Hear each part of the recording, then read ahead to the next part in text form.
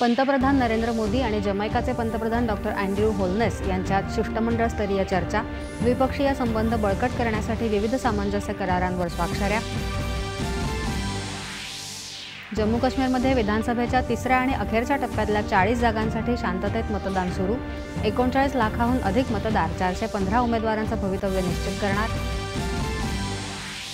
राज्यातल्या आगामी विधानसभा निवडणुकांच्या पार्श्वभूमीवर वरिष्ठ भाजपा नेते अमित शहा आज राज्याच्या दौऱ्यावर. मुंबईतल्या पदाधिकाऱ्यांना करणार मार्गदर्शन.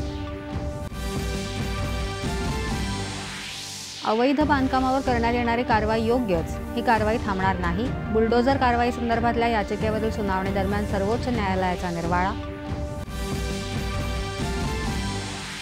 मराठा समाजाला कुणबी प्रमाणपत्र देण्यासाठी न्यायमूर्ती शिंदे समितीचा ताजा अहवाल सरकारनं स्वीकारला. कुणबी प्रमाणपत्र मिळवण्यासाठी प्रक्रिया सुलभ करण्यासह पुराव्यांचे 42 पर्याय.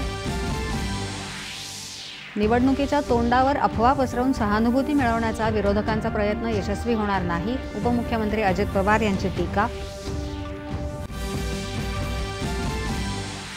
माजी खासदार संभाजीराजे छत्रपती यांनी स्थापन केलेली स्वराज्य संघटना आता महाराष्ट्र स्वराज्य पक्ष सप्तकिरणांसह पेनाची निब या चिन्हावर आगामी विधानसभा निवडणूक लढवणार.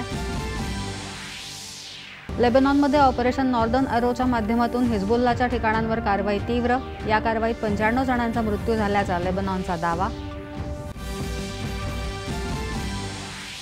दुसऱ्या क्रिकेट कसोटी सामन्यात बांगलादेशचा दुसरा डाव 146 धावांवर आटोपला. भारतासमोर विजयासाठी 95 धावांचं आव्हान.